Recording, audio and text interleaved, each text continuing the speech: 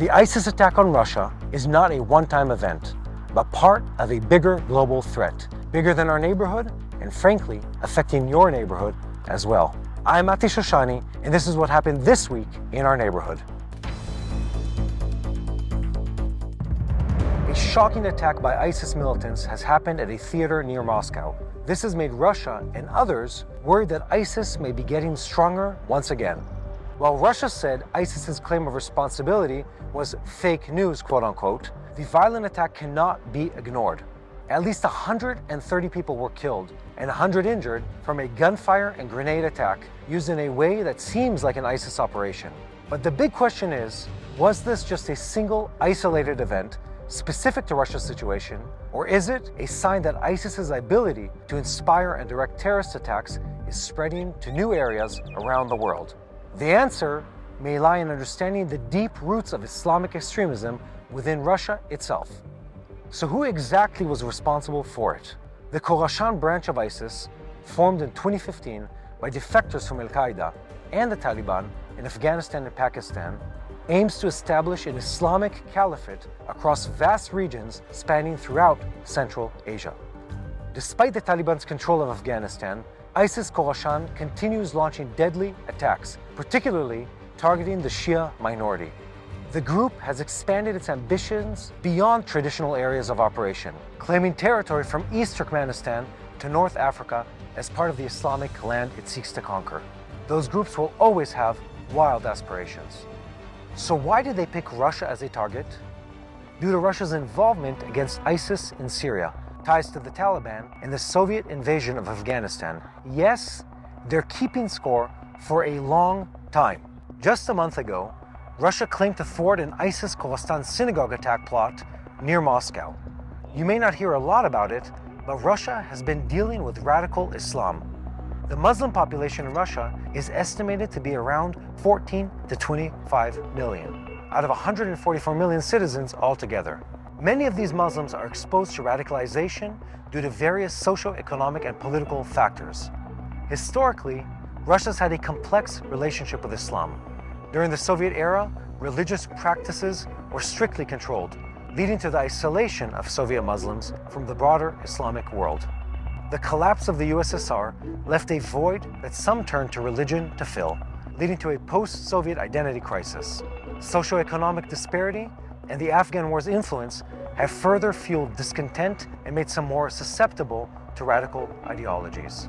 All that without mentioning the nationalities like the Uzbeks, the Tajiks, the Kazakhs, not the easiest nations to pronounce, who all used to belong to the USSR, and now, under less supervised conditions, are susceptible to radical Islamization.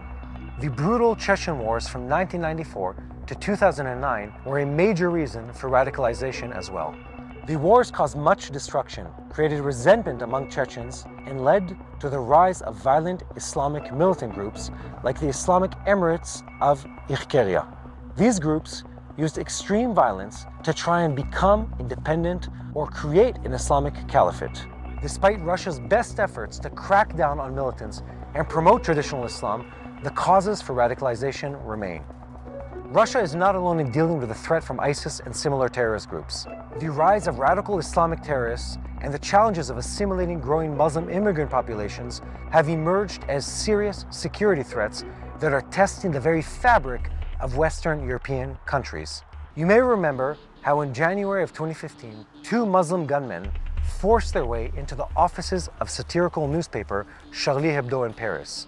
They massacred 12 people, including editors and cartoonists, in retaliation for the publication's depiction of the Prophet Muhammad. This horrific attack on free speech was claimed by Al-Qaeda's branch in Yemen. It highlighted the threat posed by Islamic extremists violently opposed to perceived insults against their religious beliefs and values. The subsequent manhunt for the perpetrator further paralyzed Paris before they were ultimately killed by police. Other high-profile terror strikes by Islamic terrorists include the November 2015 Paris attacks, where ISIS terrorists killed 130 people through coordinated shootings and bombings at a concert hall, cafes, and the National Stadium. In March 2016, ISIS claimed credit for suicide bombings in Brussels that left over 30 dead. The July 2016 truck ramming attack in Nice, France, during the Bastille Day celebrations resulted in 86 fatalities at the hands of an ISIS supporter. The spread of radical Islam among Muslim immigrants in Europe has raised significant security concerns in the Western world. There is a lack of cooperation from moderate Muslims to address this issue in Europe and elsewhere. A successful coexistence between Muslim immigrants and non-Muslim natives requires adjusting Islamic tenets to align with the host society's values, its traditions, and its laws.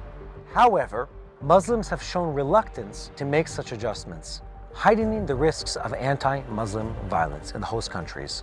While political violence previously stemmed from various European nationalist and extremist groups, these sources have largely diminished over the past decades. In contrast to that, Muslims have emerged as the primary initiators of violence in Europe since the Iranian Islamic Revolution's success. The Muslim population in Europe currently makes up around 5% of the total population, but it is projected to be more than double by 2050 due to continued immigration and higher birth rates among Muslims compared to the European average. European Muslims tend to be significantly younger than the overall population, with a median age of 30 versus 44 for non-Muslims. Both immigration patterns and elevated birth rates within Muslim communities are driving this population growth. Why is this happening? Certain interpretations of Islam promote values and practices that clash with Western societies, fueling a rejection of integration. Wahhabism, the radical interpretation prevalent in Saudi Arabia, views the West as a threat due to secularism and perceived moral decay. It emphasizes a strict return to early Islamic principles. Radicalization through the global reach of online propaganda and extremist ideologies on social media also poses a significant challenge, as groups promoting violent interpretations of Islam can indoctrinate susceptible populations like immigrant communities in Europe, discouraging integration. So here are the implications for the US. The threat of radical Islam extends well beyond Russia and Europe, reaching into the US through illegal immigration. Reports suggest around 500,000 illegal immigrants from Muslim-majority nations reside in America currently, with some radicalized individuals among them. The US has faced terror attacks by radicalized perpetrators like the 9/11 tragedy, the Boston Marathon bombing, and the San Bernardino shooting. These incidents highlight the urgency for a holistic approach to counter radicalization and address its underlying causes. Is America ready for what lies ahead? The spread of radical Islam in the West is fueled partly by distorted narratives embraced by academia, media, and influential figures. Blaming Western policies, demonizing Israel, and romanticizing terrorist groups perpetuate this dangerous trend. The potential infiltration of extremist elements through migration routes poses a significant challenge to counter-terrorism efforts. Rigorous vetting and monitoring are essential to combat any attempt by terrorists or radicals to exploit migration channels into the US. It takes having some tough conversations that not many in the progressive woke world of today are ready to have, but it's an important one. So much for this week. I'm Mati Shoshani. Please continue to follow us to find out what God is doing in our neighborhood, and I hope you live in a calmer neighborhood than ours. Hello, this is Mati here in Jerusalem with TBN Israel. This is Yair Pinto from TBN Israel here in Jerusalem. TBN Israel is keeping viewers informed with Israel-focused news, culture, and what God is doing in this land. Support TBN Israel today online at tbn.org/Israel. Thank you.